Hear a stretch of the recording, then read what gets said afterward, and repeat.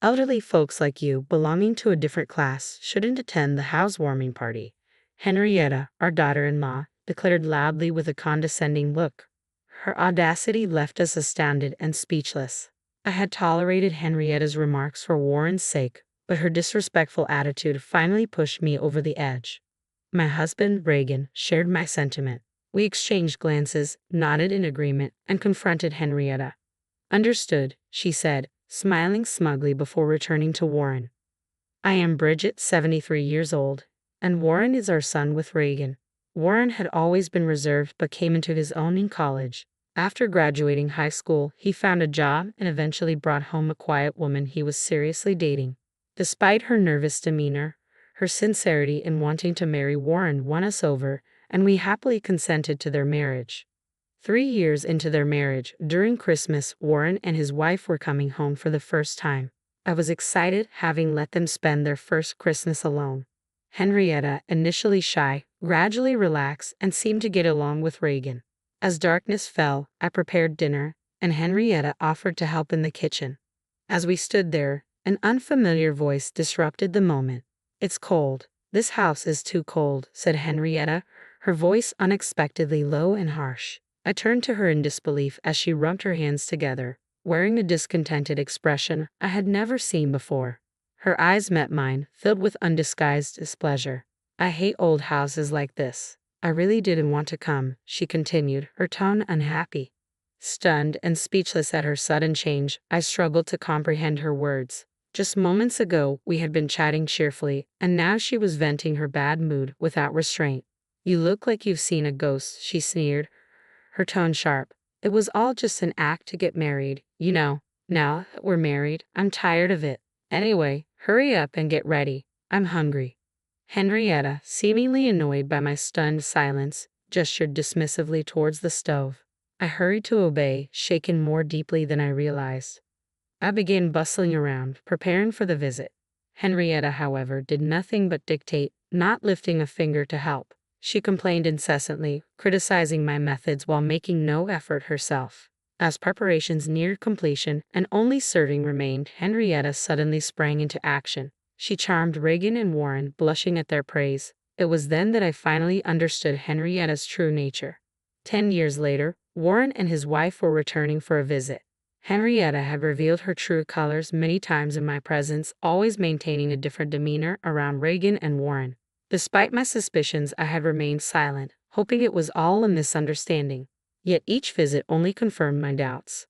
Upon hearing they were coming back, I felt a pang of dismay. I planned to avoid being alone with Henrietta as much as possible. When the doorbell rang, I sighed and opened the door to find Warren standing alone. Surprised by Henrietta's absence, I instinctively looked around for her. Warren, noticing my reaction, spoke with a hint of apology.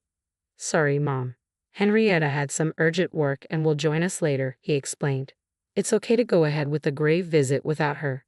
Realizing Henrietta wouldn't be joining us until her work was finished, I felt a wave of relief. The thought of not having to witness Henrietta's behavior, even for a short while, lifted my spirits. I welcomed Warren into the house, and Reagan, noticing Henrietta's absence, asked about her. As I prepared tea, I found myself sighing deeply without realizing it. We decided to relax for the day and postpone the visit to the grave until the next day. When Warren informed Henrietta, she responded saying she couldn't finish her work in time but asked him to apologize on her behalf. Regan brushed it off as unavoidable, but I couldn't shake the feeling that Henrietta simply didn't want to attend the grave visit. I didn't voice my thoughts and reassured everyone not to worry about it. The rest of the day passed uneventfully. The following day, after visiting the grave and returning home to relax, Henrietta called to say she had finished her work and would be coming over that evening. The timing of her call immediately after the grave visit struck Reagan and Warren as odd, and it heightened my suspicion. That evening, just as we were about to have dinner, Henrietta arrived looking slightly sweaty and out of breath, as if she had rushed. I couldn't help but frown involuntarily, but Reagan and Warren were delighted to see her, so it kept quiet. Henrietta, free from work, was asked to shower first while dinner was being prepared. She agreed somewhat apologetically. At dinner time, when she saw the sandwiches on the tray, she muttered unhappily, "Sandwiches. That's it. After a hot day at the grave, I'm tired of eating this." She continued to express her dissatisfaction, saying, "I managed to avoid going to someone else's grave in this heat, and all I get is a simple meal like this." As Henrietta tied up her hair and walked towards the living room, I felt anger rise within me, but I couldn't find the words to confront her. In the living room, she instantly started chatting happily with Reagan, leaving me silently frustrated. Another 10 years passed, and Warren decided to move from his apartment to a house. After discussing it with Henrietta, they decided to pay as much of the down payment themselves but asked us for a little help with the shortfall. Of course, we couldn't refuse Warren's requests, so we agreed and transferred the needed amount promptly. Soon after, Warren informed us that their new house was built, and they planned a housewarming party with both families. I hadn't seen Henrietta's parents since the wedding, so I was eager to meet them again despite everything that had transpired. When Warren invited me to attend their housewarming party next month, I readily agreed, much to his delight. He promptly shared the news with Henrietta, whom I presumed was on the other end of the phone. A few days later, Henrietta unexpectedly visited alone. I was surprised by her unannounced appearance and opened the door without realizing who it was. "Who is it?" I asked, looking up to see Henrietta with an unhappy expression. Taken aback, I hesitated before inviting her in. She quickly checked for keys at the entrance and pushed past me arrogantly, heading straight into the living room. She must have noticed that Reagan's keys were not there, indicating he was out for his daily walk and wouldn't be back for a while. Feeling somewhat trapped, I followed her into the living room. Henrietta stood there, waiting for me without sitting down. Before I could even close the door, she glared at me and spoke sharply. "Bridget, about the housewarming party. It's a nuisance, so could you please not come?" she demanded abruptly. "What are you suddenly talking about?" I responded, taken aback by Reagan's absence. Henrietta, crossing her arms, began speaking in a high-handed manner. "You're planning to talk to my parents about me, aren't you?" she accused, glaring at me with evident disgust. It was clear she didn't want her parents to know about her behavior. She must have deliberately chosen a time when Warren was at work and she had a day off, knowing Reagan's routine of taking walks. Henrietta was indeed cunning. I had no such intention, but now that you mention it, it might not be a bad idea, I replied calmly. Henrietta frowned in annoyance. "It's no joke. I married Warren because he's good-looking and earns decently. I don't want to deal with annoying relatives," she explained bluntly, revealing her true reasons for marrying Warren. Her expression froze when she saw my astonished face.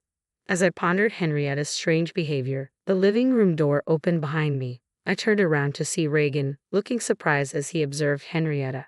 Realizing her conversation with me had been overheard, Henrietta clicked her tongue but decided to brazen it out. "Anyway, elderly folks like you, being of a different class, shouldn't come to the housewarming party," she declared with audacity that left us astounded and at a loss for words. I had finally reached my limit with Henrietta, who dared to say such things even in Warren's absence. I had kept silent for Warren's sake until now, but I could no longer overlook her behavior. My husband Reagan seemed to share my sentiment. We exchanged glances, nodded in agreement, and calmly told Henrietta that we understood. Satisfied, she smiled and went back to Warren. Left behind, we felt suddenly weary and sat down on the sofa. On the day of the housewarming party, we decided not to go to Warren and his wife's home. We hadn't told Warren anything about the incident with Henrietta. Naturally, he must have expected us to arrive. Sipping coffee with Reagan at a cafe, I pondered this situation. Suddenly, Reagan's phone rang. He got up, answered the call, and stepped out of the cafe. I quickly paid the bill and followed him to the car. Reagan switched his phone to speaker mode so I could hear Warren's voice too. "Dad, something strange is happening. All my relatives have suddenly made other plans and you and Mom haven't arrived yet. Even Henrietta's relatives are canceling one after another. What's going on?" Feeling guilty about Warren's anxious tone but deciding to play dumb, we exchanged glances. "Who knows what Henrietta's saying?" Reagan asked casually, his acting so natural that it surprised me. Noticing my reaction, Reagan winked and gestured to keep it a secret. Suppressing a laugh, I covered my mouth. Henrietta seems confused too. "Oh, another call's coming in. I'll call back later. Be safe coming over," I said, trying to sound casual. Warren still seemed to expect our visit, which made me feel guilty, but I convinced myself it was necessary to make a point to Henrietta. Then my phone rang. It was a relative who was supposed to attend today's party. Feeling apologetic but engaged in conversation, I chatted for a while. Meanwhile, Reagan's phone rang again. This time it was Warren. Reagan switched to speaker mode and answered. Dad, I just spoke to Henrietta's mom. What's going on? If you can still come, please do right away. Warren's voice sounded strained, almost on the verge of tears, which tightened my chest. Reagan glanced at me with concern. After a nod from me, he reassured Warren. We understand. We'll be right there. Calm down, Reagan replied soothingly. Warren sounded relieved and hung up. We were at a cafe near Warren's new home, so we drove there immediately. Upon arriving and ringing the doorbell, Warren rushed out to greet us. Behind him, Henrietta stood glaring at us with furious eyes. Once inside, Warren ushered us to the living room where we settled on the sofa. Eagerly, Warren began to ask, I didn't expect you to arrive so soon. Where were you? What's going on? All our relatives are angry, Henrietta's relatives are apologizing, and I have no idea what's happening. Calm down, Warren. First of all, congratulations on your new home. I began, trying to soothe him. I'll explain everything. Turning to Henrietta, who sat silently, I continued, You know why we're the only ones here, don't you? What do you mean? Henrietta feigned ignorance, prompting a slight sigh from me before I continued. It seems you didn't want us here, but given the current situation, your worries are over. I explained calmly. What does that mean? Warren sounded confused, his brow furrowing. I smiled slightly and continued. Both your relatives and ours know everything now. Unfortunately, your plans have failed. You've already been reprimanded by your relatives, haven't you? A low growl unmistakably from Henrietta interrupted. Reagan and I were astonished to hear her reaction for the first time, but I ignored it, maintaining eye contact with Henrietta. Now that your true nature is exposed, why don't you just accept it? I asked. I didn't invite you. Henrietta's voice was quieter now, making Warren lean in closer to hear her repeat herself. Suddenly, Henrietta raised her head, stood up, and began to yell. I didn't invite you. I told you not to come. Why did you come anyway? And spreading lies among the relatives, framing me, is that fun for you? Taken aback by her intensity, Warren recoiled. I sighed as Henrietta continued to insist she was the victim. Mobile phones are so handy, aren't they, Henrietta? I nodded at Reagan, who took out his phone, operated it, and then looked at Warren.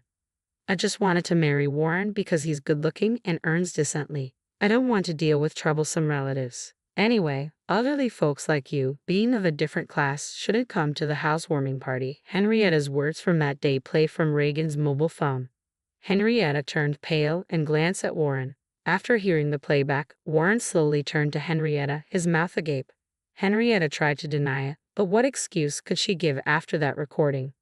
The weather turned bad, so I cut my walk short and came back only to hear this incredible conversation. I couldn't help but record it, Reagan explained regretfully. Warren looked at me for confirmation, and I nodded firmly. I couldn't believe it at first either, Warren, but the truth is there in the recording. Henrietta's true feelings in her last words were said despite my presence. It's hard to escape now, Reagan said, fixing his gaze on Henrietta. Could anyone stay calm knowing she had been deceiving everyone since her dating days with Warren, let alone after their marriage? Reagan continued. Seeing his stern look, Henrietta dropped her shoulders and ceased her struggle. This seemed like affirmation to Warren, who abruptly stood up and left the house. It happened so suddenly that we couldn't stop him. Although Reagan hurried after him, Warren soon returned. Apparently, Warren had driven off somewhere, leaving his mobile phone behind, making it impossible for us to call him. Henrietta was left behind, surrounded by us, trembling and pale, huddled up helplessly. Eventually, Warren returned, holding something in his hand, which he slammed in front of Henrietta. Send the divorce papers and leave, he said quietly. Henrietta looked up at Warren, her mouth agape, but Warren repeated himself. He took a pen from the holder on the table and began to fill in his part. After finishing, Warren forced the pen into Henrietta's hand and tapped on the divorce papers. Come on, sign and leave, he said forcefully. Overwhelmed, Henrietta, though frightened, filled in her part. She looked at Warren when finished. She looked at Warren when finished, but he avoided eye contact, checking for any missing details. Finding no errors, Warren forcefully made Henrietta stand up and dragged her to the front door. He pushed her outside, ignoring her attempts to cling to him and throwing her bag outside. It's late, so I'll submit this tomorrow.